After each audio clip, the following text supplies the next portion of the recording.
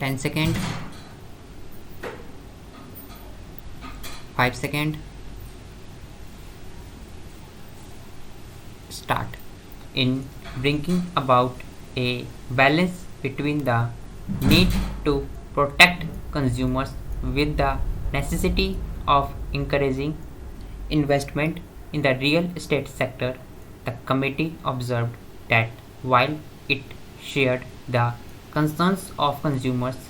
many of whom have to suffer because of fly by night operators,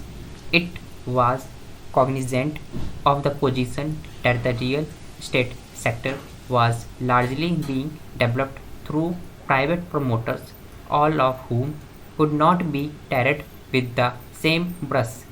The select committee observed that there was a need to ensure that a renewed impetus is provided for the growth of real estate sector to fulfill the government's objective of ensuring housing for all while at the same time protecting the interest of consumers. The committee struck a legislative balance between these objectives, seeking to stand by the good consumers and the good promoter. The real estate sector plays a catalytic role in fulfilling the need and demand for housing and infrastructure in the country.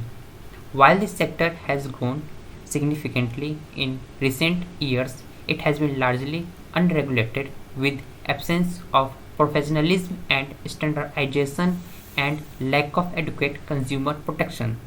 Though the Consumer Protection Act 1986 is available as a forum to the buyers in the real estate market, the recourse is only curative and is not adequate to address all the concerns of buyers and promoters in that sector. The lack of standardization has been a constraint to the healthy and orderly growth of industry. Therefore, the need for regulating the sector has been emphasized in various forums. In view of the above, it becomes necessary to have a central legislation, namely the Real Estate Regulation and Development Bill 2013, in the interests of effective consumers protection, uniformity, and standardization of business practices and transactions in the real estate sector. The proposed bill provides for the establishment of the Real Estate Regulatory Authority, the authority for regulation and promotion of real estate sector, and to ensure sale of plot, apartment, or building, as the case may be, in an efficient and transparent manner, and to protect the interest of consumers in real estate sector and establish the real estate appellate tribunal to hear appeals from the decisions, directions, or orders of the authority. The proposed bill will ensure greater accountability towards consumers and significantly reduce frauds and delays, as also the current high transactions costs. It attempts to balance the interests of consumers and promoters by imposing certain responsibility on both. It seeks to establish symmetry of information between the promoter and purchaser, transparency of contractual conditions, set minimum standards of accountability, and a fast-track dispute resolution mechanism. The proposed bill will induct professionalism and standardization in the sector, thus paving the way for accelerated growth and investment in the long run. The legislation background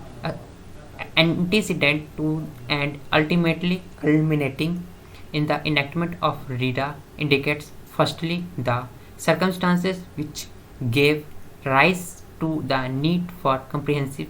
parliamentary legislation on the subject, secondly the specific inadequacy in the development of the real estate sector which were a source of exploitation of purchasers, thirdly the legislative policy underlying the enactment of the law, and fourthly the context in which specific statutory provisions have been adopted as the instrument for bringing about orderly development and growth of the real estate sector. The legislative background